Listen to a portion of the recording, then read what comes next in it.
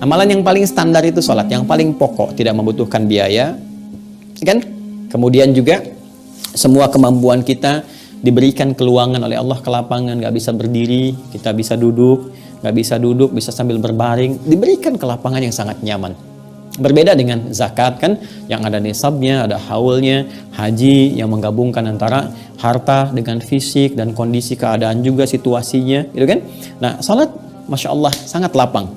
Jadi cek di standar yang ini. Kalau kita ingin meningkatkan iman kita sehingga menguatkan imun kita, dari situ akan keluar nanti derivasi kata iman dari akarnya yang paling awal, yaitu al-amnu, aman, tenang.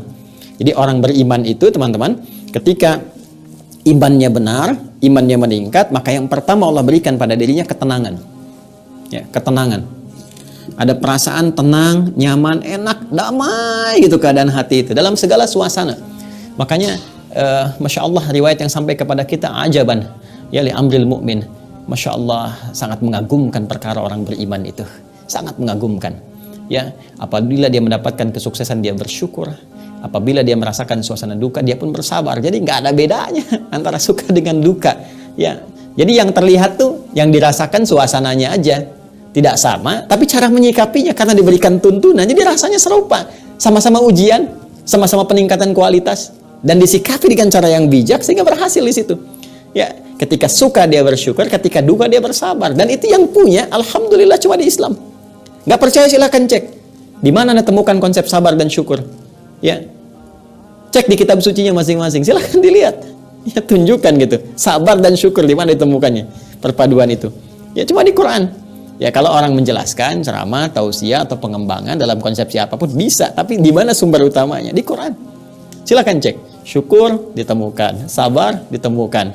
Ya, la in syakartum la azidannakum. Quran surah ke-14 ayat 7 itu kan yang konseptif tentang syukur. Sabarnya di mana? Innallaha ma'as sabirin. Sungguh Allah bersama orang-orang yang sabar. Dijelaskan lagi bagaimana cara sabar, dijelaskan bagaimana cara syukur, ada semuanya. Ya. Jadi teman-teman sekalian, ini ketenangan diberikan. Kata iman itu, al-iman itu kan akarnya seperti saya terangkan di pertemuan lalu, akar paling utamanya dari kata al-amnu. Nah, makanya di Quran disampaikan ulaika lahumul amnu, ulaika lahumul amnu. Orang-orang yang beriman alladzina amanu, kan? Orang-orang yang beriman itu dan imannya benar, cara berimannya, maka yang pertama Allah berikan kepada mereka ulaika lahumul amnu. Mereka diberikan ketenangan, kedamaian dalam jiwanya. Diminta menguatkan iman. Dengan menguatkan iman itu kita akan tenang. Ya, cara menguatkannya pertama aspek ritual, tunaikan salat. Salat itu fungsinya mengingat Allah sebagai zikir kepada Allah. Fungsi zikir itu menenangkan hati. Jadi semua terkorelasi. Nanti setelah hati tenang, ada kenyamanan dalam hati, al-insyirah itu, maka ketenangan itu akan membimbing kita beraktivitas, berikhtiar. Dan ketenangan itu yang menghadirkan petunjuk Allah datang. Makanya orang tenang itu cenderung bijak. Karena bisa menata semua pola-pola tindakan yang akan dia lakukan. Bertuturnya pun terasa. Ya, terasa lebih terstruktur, lebih rapi, lebih baik. Tindakannya lebih terukur. Karena dia punya peta-peta, pola-pola. Apa yang harus dia siapkan sebelum dia bertindak. Itu yang tenang. Ya, oke, sering saya katakan jiwa yang tenang melahirkan ibadah yang cemerlang. Jiwa yang tenang melahirkan kreativitas yang cemerlang. Jadi penting menjaga ketenangan jiwa itu. Ini. Ya, konsepsinya ini.